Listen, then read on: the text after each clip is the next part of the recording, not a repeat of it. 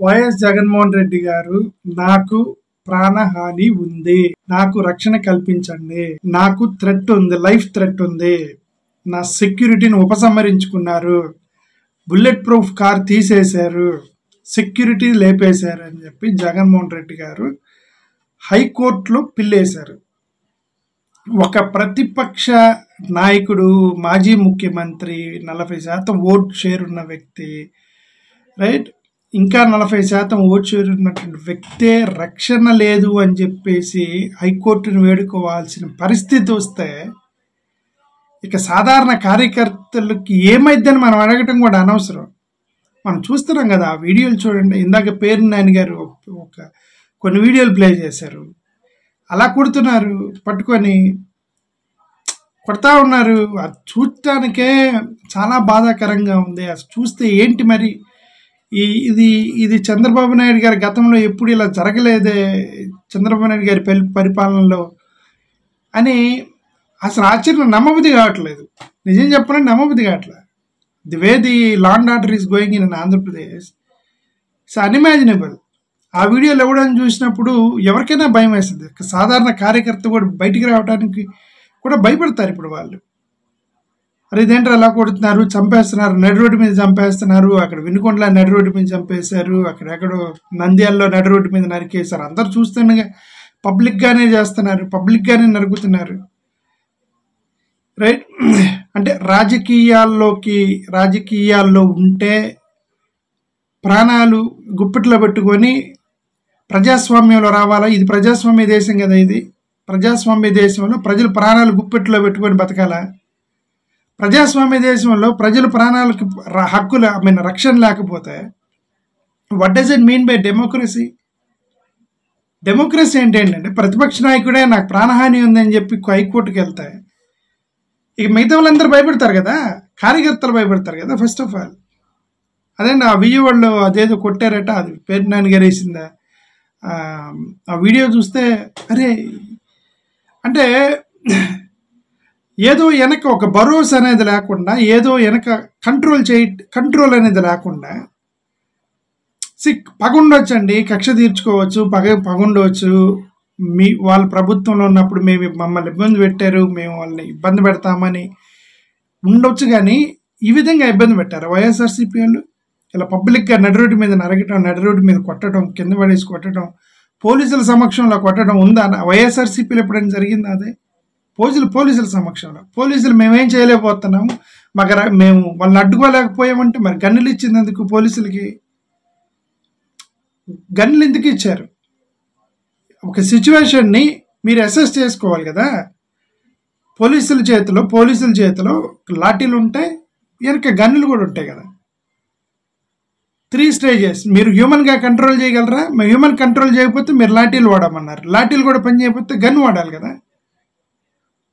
కనీసం వాళ్ళని చంపేయమంటలా, కనీసం మీరు గాల్లో కాల్చో, లేదా పక్కకు కాల్చో, లేదా చేతి మీదో కాలు మీదో కాల్చి ప్రస్తుతానికి ఆ హత్యను ఆపగలిగినటువంటి కెపాసిటీ పోలీసులకు ఉండి కూడా మాకేం లేదు, మేము చేయలేకపోతున్నాము, మా కంట్రోల్లో లేదు అని చెప్పి అక్కడెక్కడ నంద్యాలలో చెప్తున్నారట.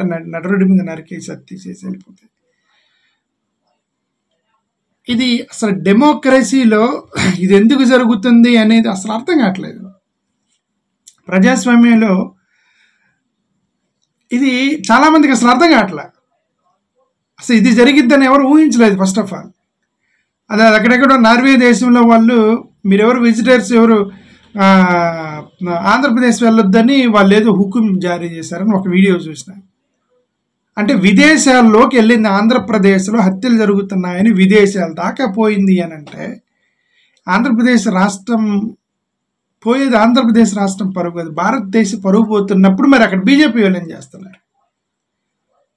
బీజేపీ వాళ్ళు అక్కడ కేంద్ర ప్రభుత్వం ఏం చేస్తుంది, హోమ్ మినిస్ట్రీ ఏం చేస్తుంది? ఇప్పుడు ఇవన్నిటికీ వాళ్ళకి ఇంటెలిజెన్స్ ఉంది కదా, నేషనల్ ఇంటెలిజెన్స్ ఉంది, స్టేట్ ఇంటెలిజెన్స్ ఉంది. ఇంటెలిజెన్స్ ఎప్పటికప్పుడు హోమ్ మినిస్ట్రీకి వెళ్తూ ఉండిద్ది. ఇవన్నీ జరుగుతున్నాయని తెలిసి కూడా మరి కేంద్ర హోమ్ మినిస్ట్రీ కూడా దీనికి సపోర్ట్ చేస్తున్నారా అనే అనుమానం వచ్చే విధంగా ఉన్నాయి. ఇవన్నీ చాలా బాధాకరమైన విషయం ఇది.